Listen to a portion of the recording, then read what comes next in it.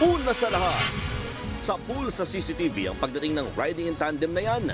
Bumaba ang angkas saka pumasok sa convenience store. Pero hindi yan customer, kundi hold-upper pala. Tinutukan niya ng baril ang mga tauhan ng tindahan. Ang buong detalye, abangan maya-maya lang.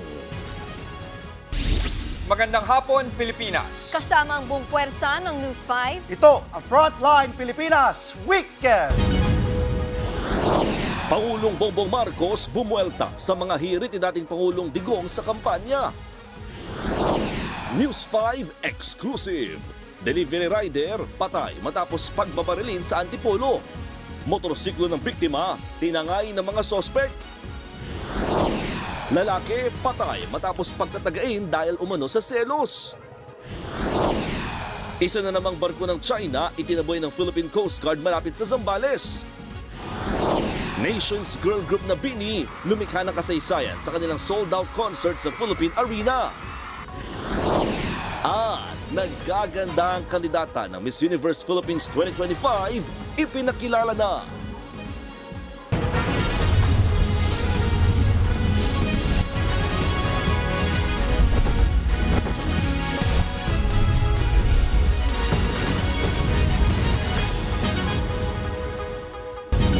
Binaril at iniwan lang sa kalsada ang isang delivery rider sa Antipolo City sa Rizal.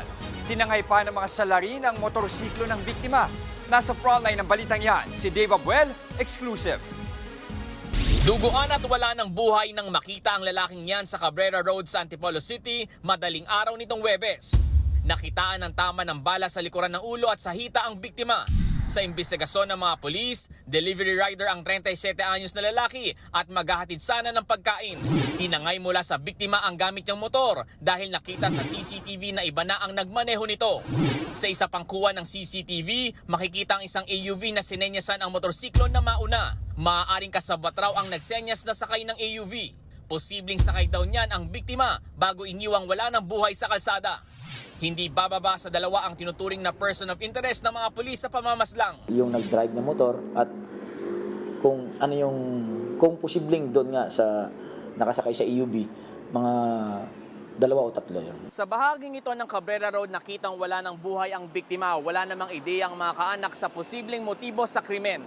Tingin ng kamag-anak ng biktima, baka napagdiskitahan lang ang gamit ng motor nito. Napakabait ng taong yan.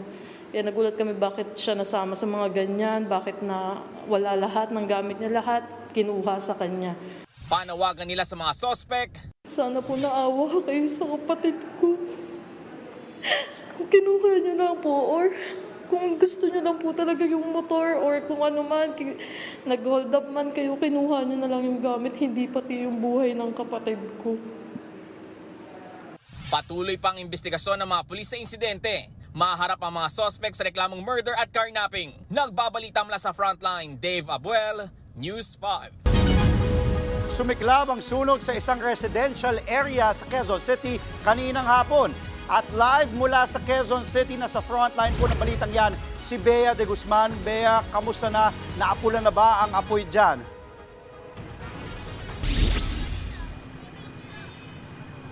Andre, pasado 3:00 ng hapon kanina nang ideklarang fire out ng Bureau of Fire Investigation dito sa North Avenue, Quezon City. Pero kita nyo nga dahil nandito pa ang mga bumbero ay bahagyang nakasara ang mga kalsada ng Miriam Defensor at ng North Avenue, no? At dahil dyan, hindi mabilis ang daloy ng trapiko dito at ang ilan, no, ay kailangan pang gabayan para magpatuloy patungo sa North Avenue. Nangangalit na apoy ang bumungad sa mga bumbero pasado 2:00 ng hapon. Malayo pa lang ay tanaw na ang apoy. Hindi pa tukoy kung paano ito nagsimula pero nakarinig daw ng 3 putok ang mga residente. Sakto naman kasing bumuhos ang ulan kaya nakala raw nilang kidlat ito. Sa laki ng apoy, tumulong na ang mga residente para maapula ang apoy. Ang iba naman, pinanood na ang mga bombero habang umaasa na hindi madamay sa sunog ang kanilang bahay. May mga residente na rin na nagkanya-kanya muna ng hakot ng gamit. Mahigit 1 oras bago ideklarang fire out ang sunog. Iniimbestigahan pa ng mga otoridad ang lawak ng pinsala at ang halaga ng mga natupok na ari-arian. Andre, wala namang naitalang casualties dito sa sunog, no? At lahat naman ay safe, kumbaga, pero marami pa rin ang nag-evacuate sa kanya-kanyang mga barangay. Kung makikita natin ito dito sa North Avenue, ito ay boundary ng Barangay Pag-asa at Project 6. So yung mga naapektuhan ng Project 6 ay nag-evacuate sa kanilang barangay at yung mga naapektuhan ng Barangay Pag-asa ay nag-evacuate doon sa kanilang barangay. At ayon sa Barangay Pag-asa, nasa 100 families ang tinatansyang apektado nitong sunog at sa Project 6 naman ay nasa 12 families out of 250 na nakatira dito sa North Avenue. So kung makikita natin, no, sa ngayon, andito pa rin ang Bureau of Fire Protection at bagamat wala na tayong nakikitang sunog ay sinisigurado pa rin nila na nandito sila para nang sa gayon ay tumulong na rin doon sa mga kabahayan na natupok nitong apoy.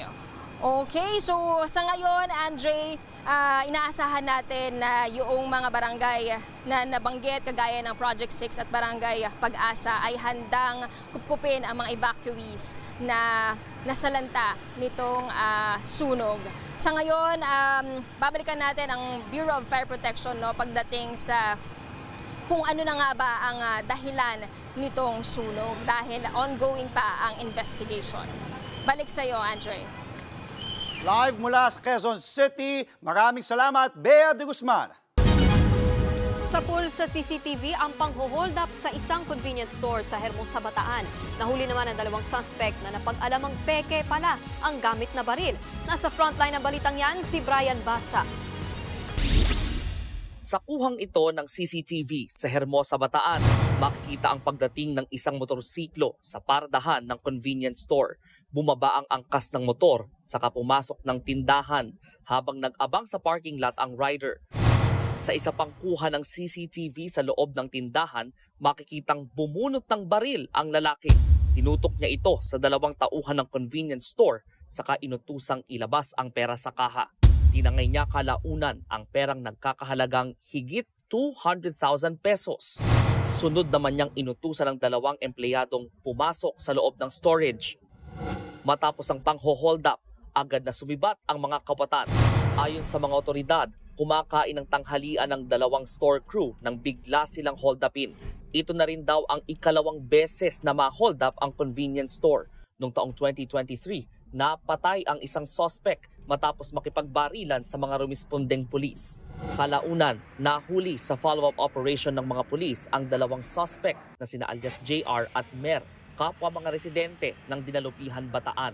Inabutan daw ang mga suspect na nagpapainom sa mga kaibigan gamit ang perang natangay sa convenience store. Na-recover sa kanila ang ginamit na motorsiklo, ang helmet na suot ng holdupper, pati na rin ang baril na napag-alamang pellet gun lang pala. Nang hold up po itong isa ng ating suspect ay may dalang baril sa kanan at dumukot pa po ng kutsilyo sa kaliwang kamay. So assumption po na talaga namin ay peke yung baril na gamit. Ayon pa sa pulis, dati na raw silang nakalabas mula sa drug rehabilitation. Nahaharap ang mga suspects sa mga reklamong robbery, paglabag sa Comprehensive Firearms and Ammunition Regulation Act at gun ban. Nagbabalita mula sa Frontline, Brian Basa, News 5. Patay ang isang rider matapos mabangga ng nag-overtake na pickup truck sa Leyte. Ang driver ng pickup tumakas. Yan at iba pa sa Frontline Report ni Gio Robles. Makikita ang mabilis na takbo ng pick-up truck na ito kasunod ng 2 motor sa Barangay Waton sa Ormoc City, Leyte noong February 14 ng hapon. Unang sumemplang ang dilaw na motorsiklo, sumunod ding natumba ang pulang motor. Tumilapon at nagpagulong-gulong ang mga sasakyan nito. Agad namang tumayo ang angkas ng dilaw na motor. Bumangon din ang kasama nitong rider. Ayon sa pulisya, galing Valencia at papuntang Ormoc City proper ang dalawang motor nang biglang nag-overtake ang pick-up. Nasa pool ng pick-up ang dilaw na motor, nadamay naman ang pulang motor.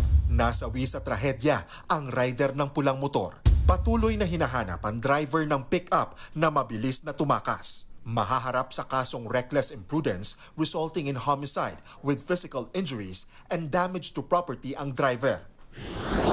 Nakadapa at wala ng buhay ang lalaking ito nang matagpuan ng mga residente sa masukal na bahagi sa barangay Tukdaw sa Kawayan, Biliran nituring Valentine's Day. Ang lalaking yan, pinatay sa pananaga. Bali yung victim po natin, naka-standby lang po siya sa isang tulay. Tapos dumating po yung ating suspect, tatlo na po siya tinaga. Ang unang tama po ng ating victim ay sa kaliwang braso, kaya tumalon po siya ng tulay. Then after po nun, hinabol pa rin po siya ng suspect at nataga po siya sa batok at sa forehead. Sa kabuuan, 4 na taga ang ikinamatay ng biktima. Ayon sa pulisya, selos ang itinuturong dahilan sa pagpatay. Pinagsususpetsahan umano ng sospek ang biktima na karelasyon ng kanyang dating ka-live-in partner. Arestado ang sospek sa hot pursuit operation ng mga pulis. Nakumpiska rin ang ginamit niyang itak. Mahaharap sa kasong murder ang sospek. Sa Dinalupihan, Bataan, wala nang kawala ang lalaking ito matapos arestuhin ng mga pulis sa manhunt operation. Kinilala ng pulisya ang naarestong sospek na si alias Alex, 54 anyos, top 10 most wanted person sa probinsya na sangkot sa patong-patong na kaso ng krimen. Nakumpiska sa sospek ang 4 na peraso na magkaibang uri at improvised na mga baril at isang bala ng shotgun. Giit ng sospek, gamit daw niya ang mga baril sa binabantayang lupa para maprotektahan sa mga grupong nang aagaw umano ng lupa sa naturang lugar. Bukod sa mga dating kaso, madaragdag sa kakaharapin ng sospek ang panibagong kaso ng illegal possession of firearms and ammunitions at COMELEC gun ban. Nagbabalita mula sa Frontline, Gio Robles, News 5. Sa ibang balita, muli namang niradyohan ng Philippine Coast Guard ang isang China Coast Guard vessel na naglalayag sa loob ng ating teritoryo. Ayon kay PCG spokesperson for the West Philippine Sea, Commodore J. Tariela, matagumpay na naitaboy ng BRP Capra ang CCG 5303, 95 nautical miles mula sa baybayin ng Zambales sa loob ng ating exclusive economic zone. Una nang pinalitan ng barkong yan ang isa pang China Coast Guard vessel na umaaligid sa ating EEZ kahapon. Isang taon pa raw ang kailangan bago maubos ang Philippine Offshore Gaming Operators o POGO sa bansa. Yan ang ginigiit ng Presidential Anti-Organized Crime Commission o PAOC. Sa isang panayam kay PAOC, Undersecretary Gilbert Cruz, hindi raw tumitigil ang komisyon sa pagpapaalis sa mga dating POGO worker. Inuunti-unti lang daw nila ang operasyon. Nagkakalat daw kasi ang mga yan sa buong Pilipinas. Sa huling tala ng Bureau of Immigration, nasa 11,000 ex-POGO workers pa ang nananatili sa bansa. Sa kabila niyan, pinapairal na ang POGO ban ng gobyerno noong December 31.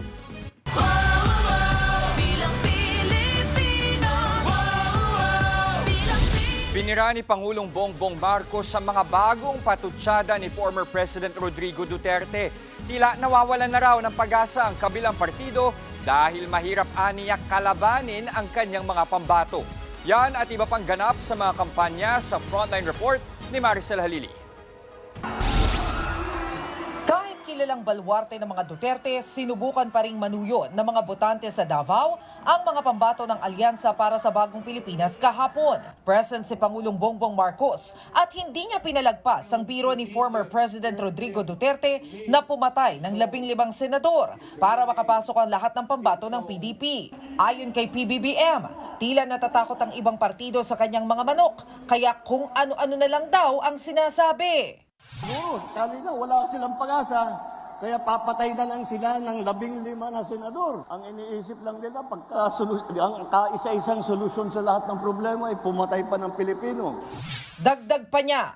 Naintindihan mo rin, dahil kung ako nga ay nasa kabilang partido at itong mga ito ang kaharap natin, ay bako, mahihirap sasabihin ko, mahirap na kampanya ito. Muling iginiit ng Pangulo na wala ni isa sa kanyang 12 pambato ang sangkot sa katiwalian, extrajudicial killings, pogo at kumampi sa China. Sa mga kapatid na Muslim sa Pasay naman, nangampanya ang isa sa mga pambato ng PDP na si re-electionist Senator Bongo. Ng serbisyo sa tao, serbisyo yan kaya lang. Serbisyo kaya sa Diyos. Nakasama niya sa Muslim Women's Assembly ang kapartido niyang si Philip Salvador. Nag-ikot din si Go sa Maynila kung saan pinulong niya ang mga kapitan ng barangay. Sinamahan naman ni Senador Risa Ontiveros si senatorial candidate Kiko Pangilinan sa Quezon City para suriin ang presyo ng mga bilihin, partikular ang bigas. Maliwanag na mataas, siyempre, presyo ng bigas. Kailangan talagang ma-dismantle itong nagsasamantalang mga grupo para manatiling mataas ang presyo ng bigas. Bago yan, magkasama sa mural painting activity sa Barangay Cruz na Ligas, sina Pangilinan at tumatakbo ring senador na si Bam Aquino. Kami naman po, wala naman po kaming bilyon. Wala po kami sa administrasyon. Meron po tayo mga volunteers at mga kababayan po natin na ganais na makakita ng mga lingkod bayan na handang maglingkod. Napaka-importante po talaga suportahan sina Sen Kiko at Sen Bam Aquino. May proof, may resibo na mapababa ang presyo ng mga pagkain, na maalagaan yung agricultural sector. Sa Barangay Central, sa QC naman, nag-ikot ang senatorial candidate na si Calyodi de Guzman. Nagbahay-bahay ang labor leader at nakisalo sa isang budol fight. Sa pinakahuling senatorial survey ng SWS, laglag sa Magic 12 si Calyodi, pero hindi raw siya apektado niyan. Expected namin yan, hindi pupunta agad sa unahan dahil ang kalaban namin ay puro mga mayayaman, maraming pera na ginastos para ipakilala yung sarili. Nagbabalita mula sa Frontline, Maricel Halili, News 5. Iniimbestigahan ng COMELEC ang isang party-list group na sangkot umano sa vote buying sa Baguio at Benguer. Ayon po sa COMELEC, nakunan umano sa kamera ang pamamahagi ng cash na 100 peso bills kasama ang membership identification cards ng party-list group sa mga botante. Hindi sinabi kung anong grupo ito pero kaanib daw nito ang isang incumbent at re-electionist na mambabatas. Kabilang ang vote buying sa maaaring dahilan ng disqualification ng isang kandidato. Susunod, Cameroonian national na most wanted sa Bulacan dahil sa droga, kalaboso. Bulkang Canlaon sa Negros Island muling nagbuga ng abo. At petisyon para gawing 15 pesos ang pamasahe sa jeep, diringgin ng LTFRB. Lahat ng yan sa pagbabalik ng Frontline Pilipinas Weekend.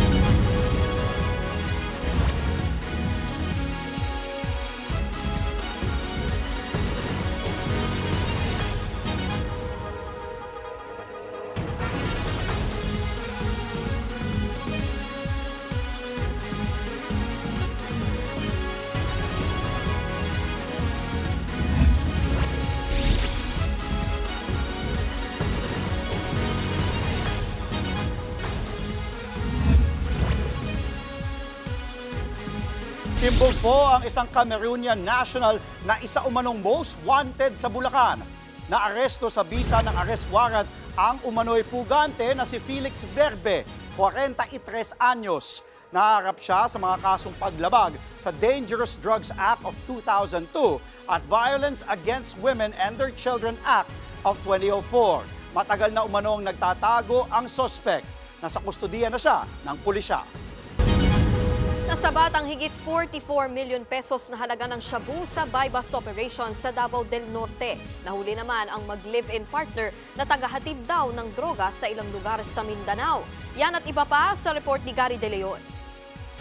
Sa kulungan ng bagsak ng mag-live-in partner na ito, matapos masakote sa buy-bust operation ng mga pulis sa Panabo City, Davao del Norte. Kapwa na sa listahan ng regional level high-value target ng pulisya ang mga sospek. Nasabat sa kanila ang higit 6 na kilo ng shabu na nagkakahalaga na higit 44 million pesos. Ayon sa mga pulis, notorious ang mga nahuli pagdating sa bentahan ng droga. Dayo lang daw ang mga sospek mula Caraga Region at taghatid ng mga supply ng iligal na droga sa iba't ibang lugar sa Mindanao.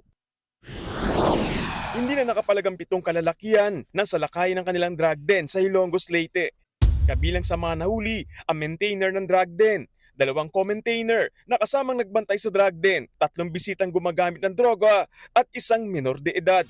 Nakumpiska ng mga otoridad ang higit 50 gramo ng shabu na nagkakahalaga ng higit 357,000 pesos at mga drug paraphernalia. Nakakulong na ang 6 na sospek habang dinala sa kustudiya ng DSWD ang menor de edad.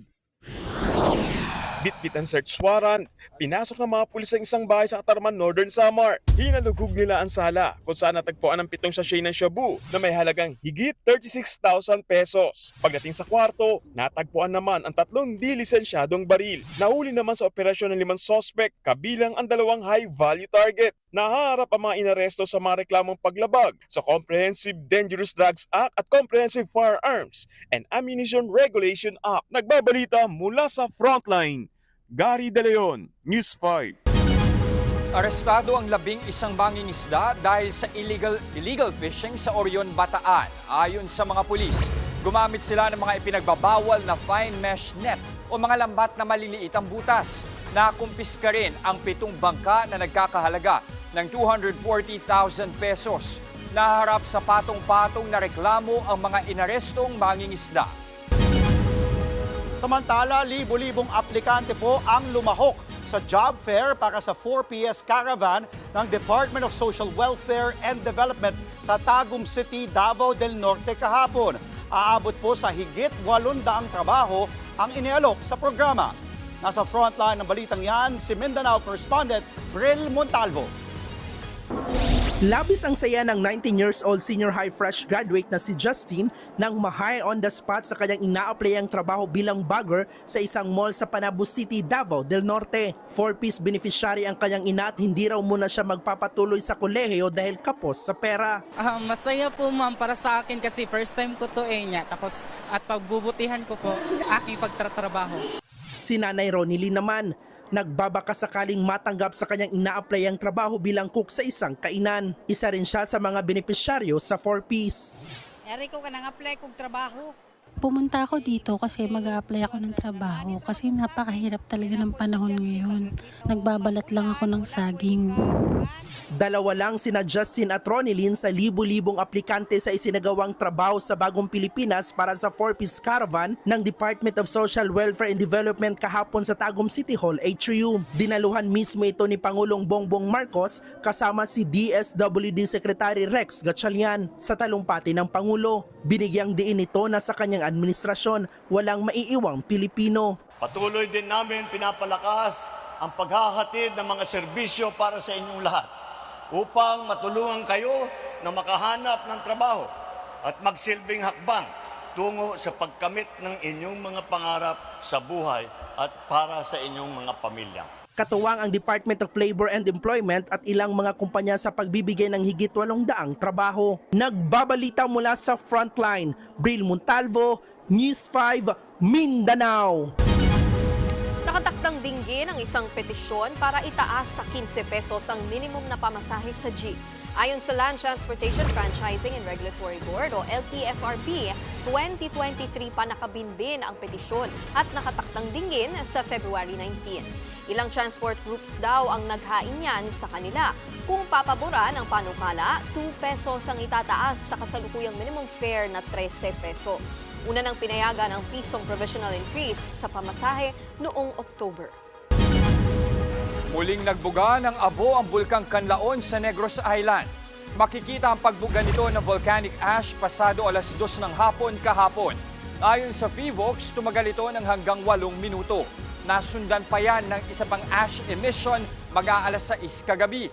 Ayon sa Negros Occidental Disaster Risk Reduction and Management Office, nakaranas ng ashfall ang ilang barangay sa Bagos City.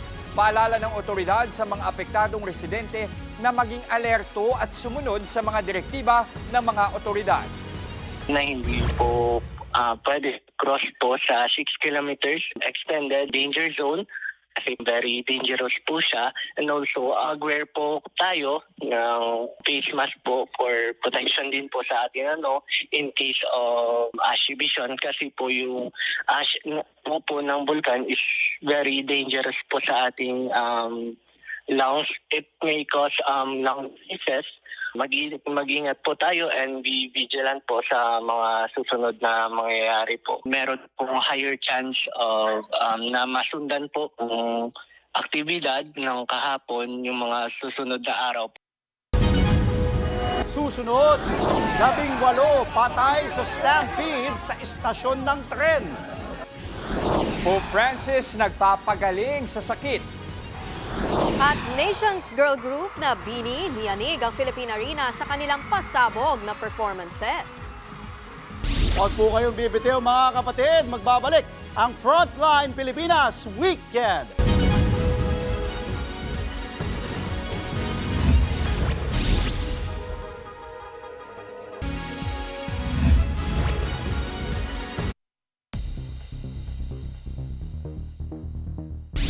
Labing-walo na ang nasawi matapos ang stampede sa isang istasyon ng tren sa India.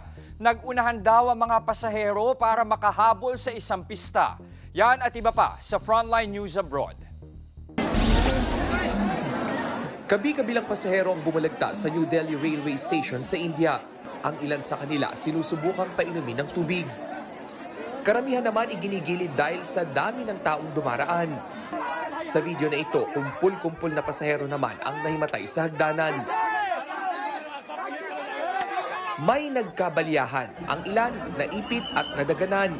Sa tindi ng stampede, 18 ang nasawi. 12 naman ang sugatan. Base sa report, nag-uunahang makasakay ng tren ang mga pasahero para makapunta sa Prayagraj City para sa Hindu Mahakam Festival.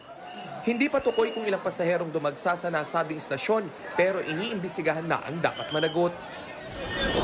Sa India pa rin, sa kuha ng CCTV na ito, sa loob ng bus makikita ang nagsasagutan ang driver at isang empleyado. Nakichismis pa nga ang pahinante. Maya-maya pumasok na ng bus ang kaaway ng driver. Dito na siya sinipa at pinagsusuntok. Dahil nagdadrive, walang palagang driver.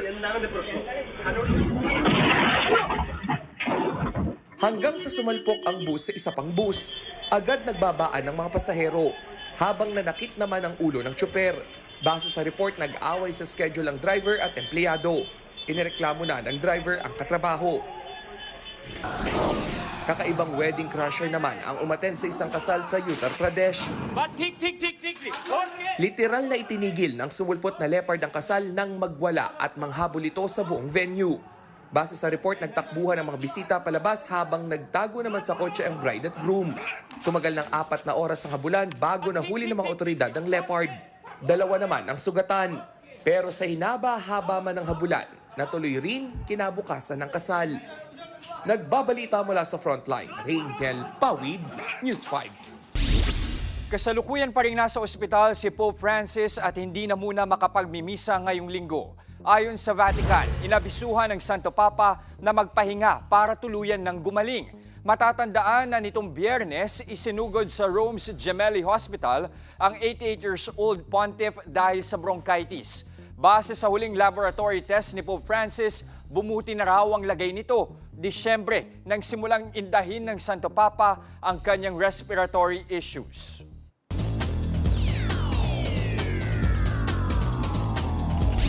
Siksik sa ball-slapping action ang pagbabalik ng UAAP Volleyball Tournament. Sa unang game, isang upset win ang nakuha ng Far Eastern University Lady Tamaraws laban sa UST Golden Tigresses.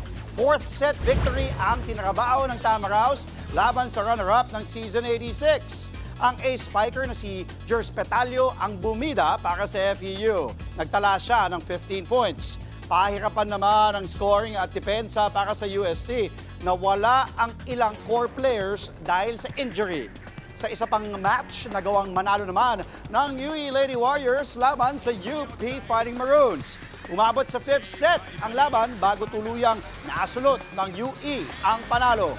Statement para sa Warriors ang panalo lalo pat nagawa nila ito kahit umalis ng koponan ang ilan nilang key players.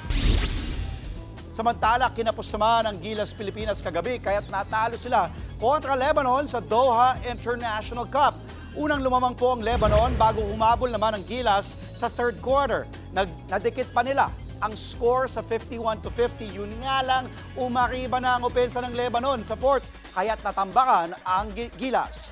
Sinubukan ng Team Pilipinas na habulin ang kalaban pero puro mintis na ang kanilang tira. Final score 75-54. Sunod na mga kalaban ng Gilas Pilipinas ang pambato ng Egypt.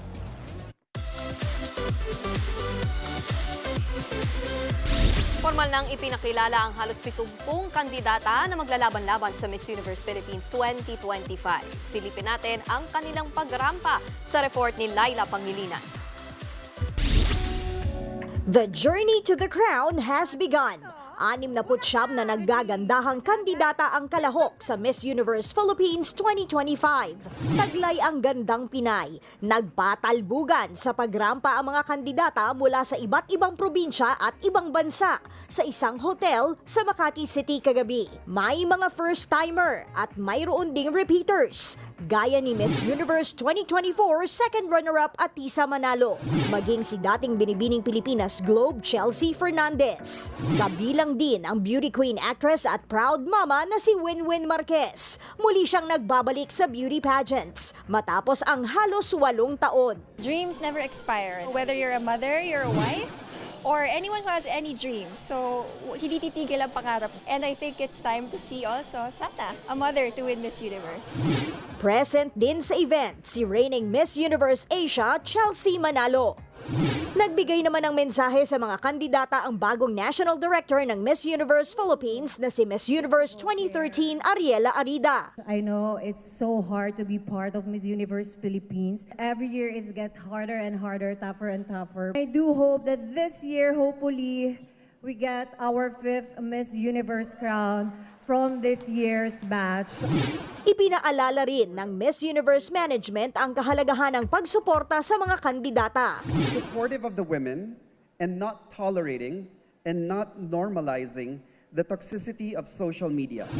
Ang mag-uuwi ng corona ay ang ating magiging pambato para sa Miss Universe 2025 na gaganapin sa Thailand. Nagbabalita mula sa Frontline. Laila Pangilinan, News 5. Nasangkot sa car accident si Stray Kids member Felix matapos umattend ng fan meeting kahapon. Sa statement ng JYP Entertainment, minor accident lang daw pero nagka-fracture si Felix nang mapuwersa ang kanyang braso.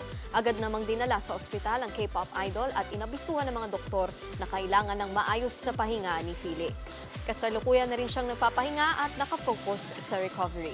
Dahil dyan, hindi raw muna makaka-attend ng 5th fan meeting si Felix na nakaschedule ngayong araw. Susunod, motorsiklo sumalpok sa truck, 5 patay. At babaeng 300 kilos ang bigat kinailangang isakay sa tow truck para dalhin sa ospital. Tuloy-tuloy ang balitaan sa Frontline Pilipinas Weekend.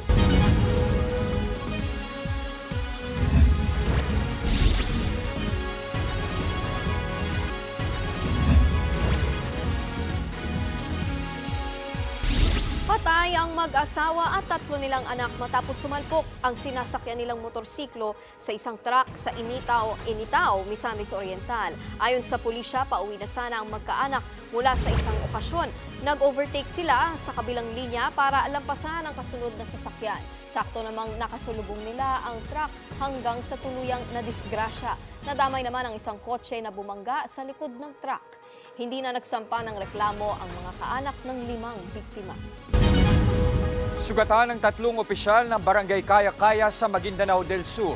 Kabilang sa mga tinamaan, incumbent barangay chairman, ang kanilang councilman at treasurer. Sakay ng motorsiklo ang mga biktima ng sabayan ng mga salarin na sakay ng van. Agad namang sinugod sa ospital ang mga biktima kung saan nagpapagaling pa rin sila. Patuloy ang investigasyon sa krimen. Ipinasilip ang pangakong pabahay at komunidad sa mga person deprived of liberty o PDL sa loob ng Iwahig Prison and Penal Farm sa Puerto Princesa, Palawan. Nasa frontline ng balitang yan si Gary De Leon. Malawak, presko at luntian ang lugar. Sa unang tingin, hindi aakalain na isa itong kulungan dahil walang maispat ng rehas. Ito ang 28,000 hectares ng Iwahig Prison and Penal Farm sa Puerto Princesa, Palawan. Pagsasaka ang pangunahing gawain ng mga persons deprived of liberty o PDL. Lalo't proyekto ng Bureau of Corrections na maging food basket ang Iwahig noong nakaraang taon. Ni-rehabilitate rin ang lugar, kabilang dyan ang pagbabalik ng mahigit 500 hectares ng Barrio Libertad. Yan yung pangakong pabahay at komunidad ng Bucor sa mga PDL na nasa minimum security compound na nais makapiling na ang pamilya habang binubuno ang natitirang sentensya. Bahagi ng reformation program ng Bucor ang pagtatayo ng Barrio Libertad dito sa loob ng Iwahig Prison. Paraan din ito ng Bucor para makahikayat ng mga PDL na lumipat na rito sa Iwahig at makasama ang kanilang mga pamilya. Libre ang pagtira ng pamilya ng PDL sa Barrio Libertad. Bibigyan din sila ng agriculture at livelihood training program. Isa riyan si Aling Maria na laking ginhawa na makakasama na ang kanyang asawang PDL. Mabuti ngayon, talagang may awa rin ng Panginoon na binigyan kami ng ganito na maging kapiling yung asawa, mga anak. Ayon sa Bucor, isa sa pinag-aaralan nila ang progreso ng isang PDL kung malapit ang kanilang pamilya. Yung mabibinipisyon siguro niyan yung unahin natin yung mas malapit na talagang lumaya para maiwasan natin yung problema. Sa panahon ng paglaya ng PDL, kinakailangan nilang lisanin ang kanilang bahay sa Barrio Libertad para lipatan naman ng bagong PDL. Bukod dyan, tourist attraction na rin ang Iwahig River kung saan may river tour at firefly watching. May restaurant at coffee shop din para sa mga turista na mga PDL ang nangangasiwa. Tulong daw ito ng Bucor para kumita rin ng mga inmates habang binubuno ang kanilang sentensya. Siyempre, tinulungan natin sila na sa programa sila ng ganyan. Yung pagiging responsable, dapat nasa kanila rin. No? So pag sinabi natin responsable, kung ano yung dinatnan natin dyan, mas maganda, pwede pa nga natin pagandahin. Ang mga pagbabago sa Iwahig ay paghahanda rin sa patuloy na paglipat ng mga PDL ng Bucor mula sa New Bilibid Prison sa Muntinlupa para sa darating na conversion ng NBP sa 2028 bilang isang government at business center. Nagbabalita mula sa Frontline, Gary De Leon, News 5. Isang babae sa Thailand na may timbang na 300 kilos ang kinailangang buhatin ng tow truck para maidala sa ospital. Nahihirapan daw huminga ang 36 anyos na si Chatwisa kaya tinawagan ng ambulansya. Naabutan nila itong nakadapa sa kanyang kama habang humihigop pa ng milk tea. Kinailangan pang tibagin ng pader ng kanilang bahay bago siya mailabas. Higit 20 health workers ang nagtulong-tulong na buhatin siya sa kanyang kama papunta sa tow truck. Nang makarating sa ospital, agad siyang pinahintong kumain ng mga doktor. Sinuotan din siya ng tracheal tube sa ilong para makahinga ng maayos.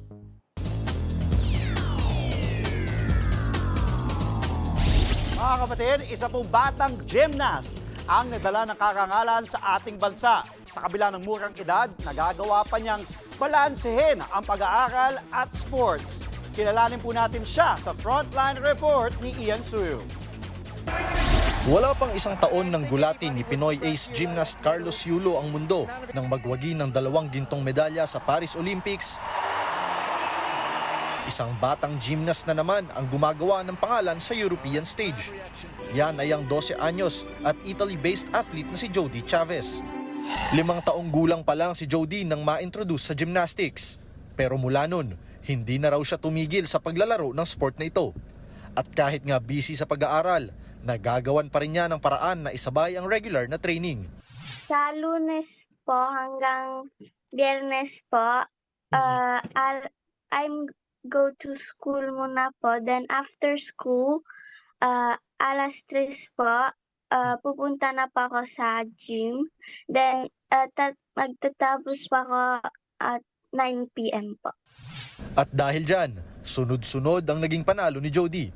Mula 2021, namayagpag siya sa iba't ibang Italian regional tournaments at nakapasok pa sa top 10 ng national finals.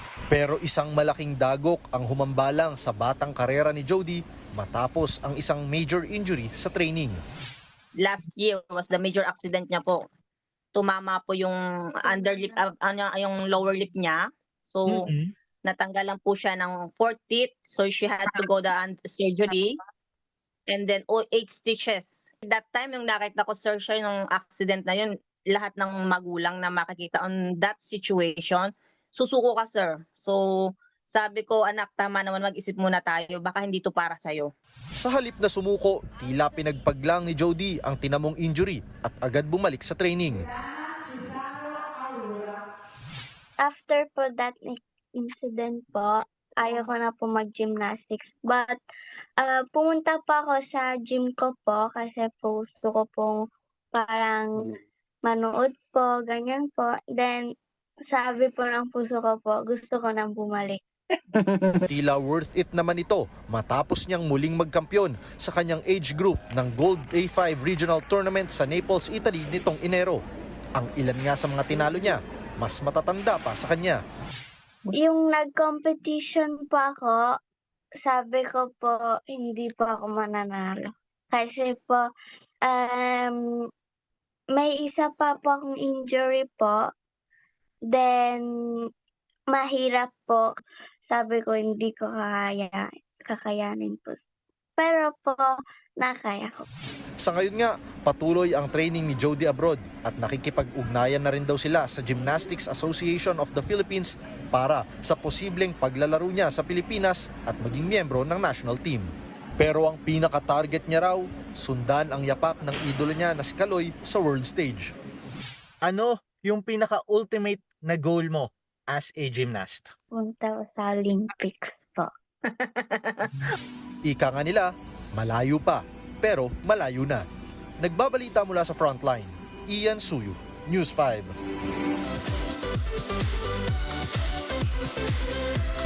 Number 1 sa music charts ang bagong release na mini-album ni Blackpink Jisoo na Amortage. Nag-top yan sa South Korean Hanteo chart at Circle chart. Maging sa World's iTunes album charts. Inirelease ni Jisoo ang album na ito noong Valentine's Day. Ang Amortage ay may 4 na tracks kabilang ang Earthquake, Your Love, Tears at Hugs and Kisses. Mapapanood na rin ang official music video ng Earthquake sa YouTube channel ni Jisoo. Susunod, mga kandidata ng Miss Universe Philippines 2025, ipinakilala na. At Lady Gaga napawaw sa dance cover ng ilang Pinoy. Mga kapatid, tuloy-tuloy po ang balitaan dito sa Frontline Pilipinas Weekend.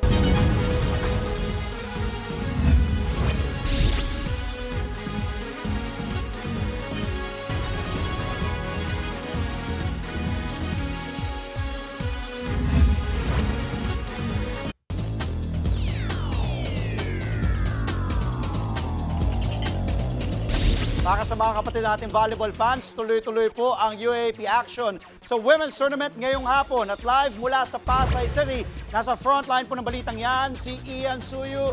Ian, kamusta mga laro dyan ngayong linggo?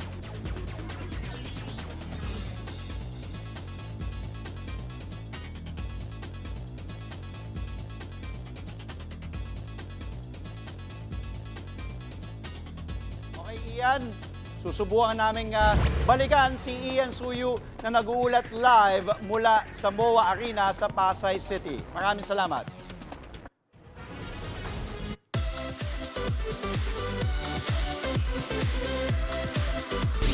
Kasunod ng kanilang successful Beaniverse concert sa Philippine Arena kagabi, may pa-world tour kaagad ang Nations Girl Group na Beanie. Nasa frontline na balitang yan si Laila Pangilinan. Oh, shucks!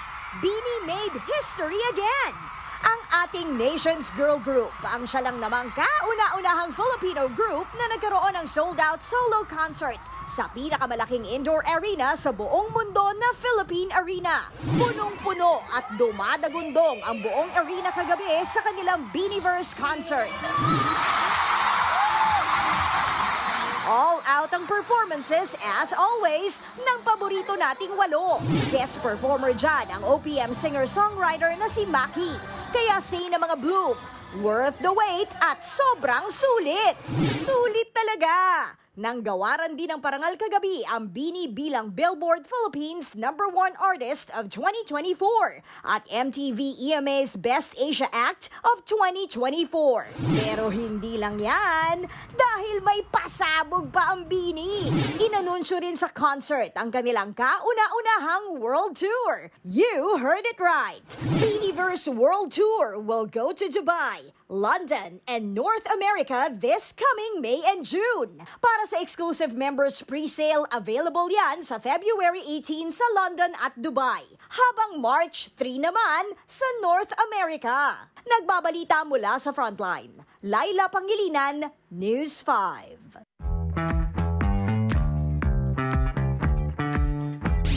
I'm sure maraming blooms na aliw na mapanood yung Bini, napansin sila ng idol nila. Correct. Kayo, Sunod matanong ko ngang kayo, day napansin na ba kayo ever o na-notice na mga iniidolo ninyo? Ako finally na-meet ko na 2 days ago, sobrang idol ko.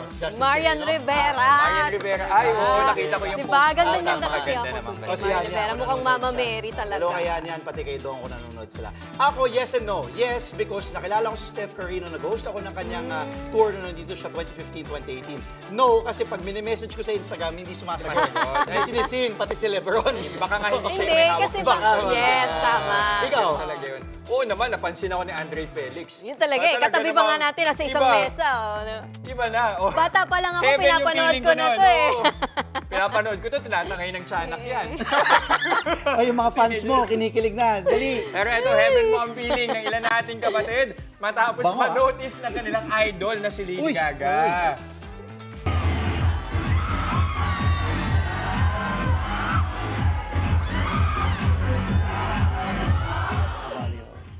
Yan ang dance cover ng katag Abracadabra ni Lady Gaga ng drag queens na sina Precious Paula Nicole at Popstar Bench. Sa sobrang husay nga nila, napakomment si mismong Lady Gaga at sabi niya, "You're a superstar." Aba, malamang nakilig talaga yun. Napabilib din si Mother Monster sa pag-indak ng security guard na si Rainiel Pineda.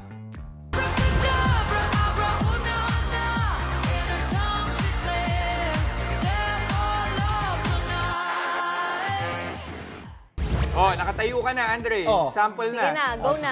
Sample na, Andre. Nakatayo ka na. At yan po, mga informasyon dapat ninyong malaman. Sisay, tawan-tawa. Mga balita para sa Dali may mo, alamat, may pakialam. Nakabawi ito sa Valentine's Day eh. Para nagbago yung isip ko dun sa idol. Teka lang.